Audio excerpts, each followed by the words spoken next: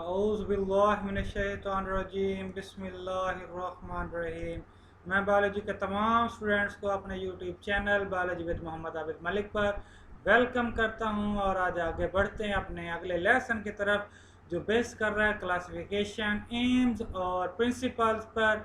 और आज के हमारे ऑब्जेक्टिव्स रहेंगे क्लासिफिकेशन को हमने अंडरस्टैंड करना है कि क्लासिफिकेशन क्या है और क्यों की जाती है। इसके अलावा एम्स और प्रिंसिपल्स पर बात करेंगे। तो अब आगे बढ़ते हैं अपने आज के टॉपिक की तरफ कि आप जानते हैं कि इस वक्त ज़मीन के ऊपर 10 मिलियन से ज़्यादा अनवा के ऑर्गेनिज़म्स रह रहे हैं, जिनमें से बायोलॉजिस्ट एनिमल्स में 1.5 मिलियन या 1.5 मिलियन तक जानते हैं और 0.5 मिलियन मीन्स 5 लाख तक प्लांट्स को बायोलॉजिस्ट जानता है। ये लिटिल बिट इंट्रोडक्शन के हवाले से था। अब आगे बढ़ते हैं कि रेंज और साइज़ के लिहाज से अगर हम ऑर्गेनिजम्स को कंसीडर करें रेंज और साइज़ के लिहाज से, तो बहुत स्मॉलर और सिंपलेस्ट बैक्टीरिया से लेके एक कॉम्प्लेक्स ह्यूमन तक, एक मैन तक, ह्यूमंस तक एक कॉम्प्लेक्स ऑर्गेनिज्म मौजूद है। सो ये थोड़ा सा रहेगा ऑर्गेनिज्म के इंट्रोडक्शन के हवाले से।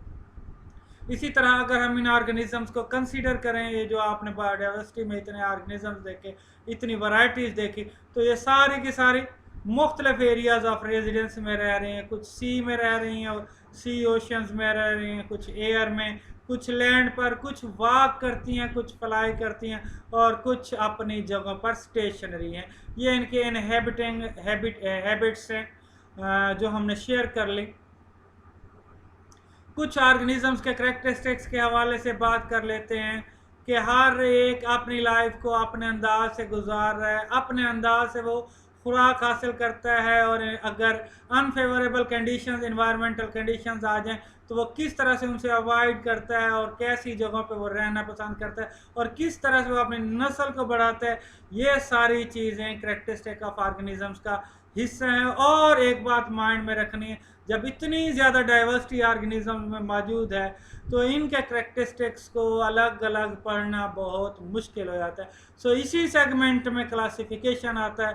तो आगे बढ़ते हैं जी कि बायोलॉजिकल क्लासिफिकेशन है क्या। बायोलॉजिकल क्लासिफिकेशन वो फेनोमिना है, वो मेथड है जिसके ज़रिए एक बायोलॉजिस्ट ऑर्गेनिजम्स को ग्रुप्स और सब ग्रुप्स में डिवाइड कर देता है।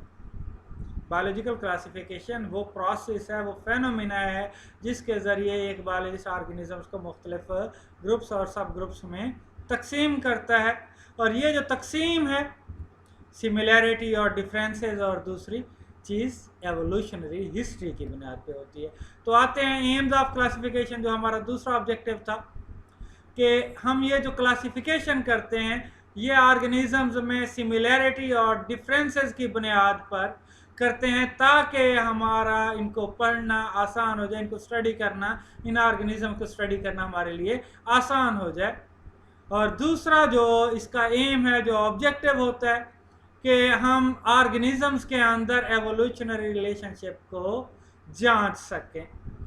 ये दो करैक्टरिस्टिक्स थे स्पेशली एम्स से क्लासिफिकेशन के हवाले से कि सिमिलैरिटी और डिफरेंसेस की बुनियाद पर ऑर्गेनिजम्स को इस तरह से तकसीम करना कि हम उन्हें आसानी से पढ़ सकें, और दूसरा उनके दरमियान ऑर्गेनिजम्स के दरमियान एवोल्यूशनरी हिस्ट्री को फाइंड करना, मालूम करना। अब कुछ टर्म्स के हवाले से बात करते चलें, क्योंकि हम बात कर रहे हैं क्लासिफिकेशन के हवाले से। तो क्लासिफिकेशन के हवाले से जो एक ब्रांच है बायोलॉजी की, उस पर बात कर लेते हैं। That is the taxonomy, the branch of biology which deals with the classification of organism into groups and सब ग्रुप्स।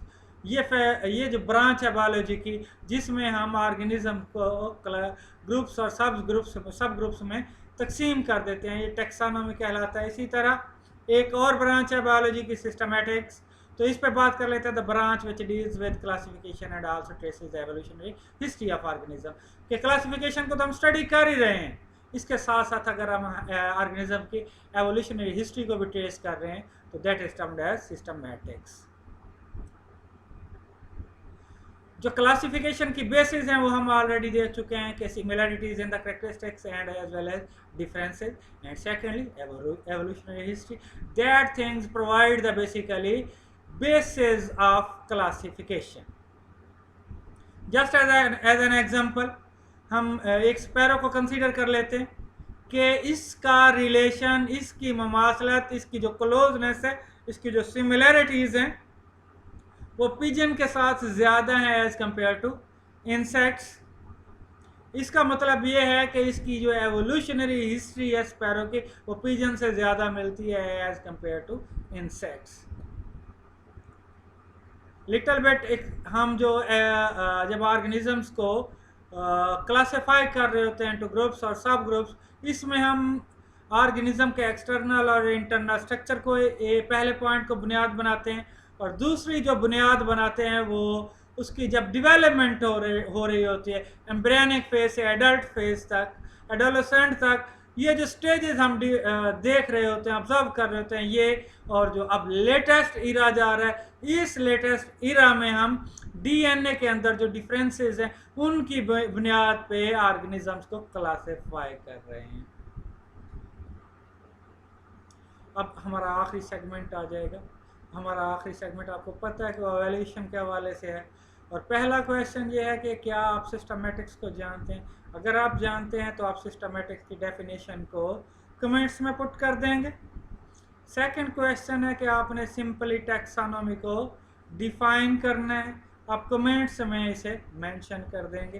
थर्ड क्वेश्चन है हमारे पास, आपने क्लासिफिकेशन के ऑब्जेक्टिव्स, एम्स को डिस्क्राइब करना है, हाईलाइट करना है। अगर आपके माइंड में आ चुके हैं तो आप प्लीज़ उन्हें कमेंट्स में डाल दीजिएगा, मैं अंडरस्टैंड कर जाऊंगा कि आपने लर्न कर लिया है।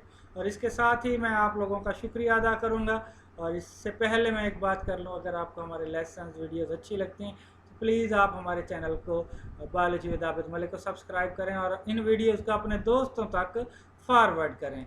और इसके साथ ही मैं इजाज़त चाहूँगा, इंशाअल्लाह नेक्स्ट टाइम आपसे मुलाकात होगी अगले लेसन के साथ।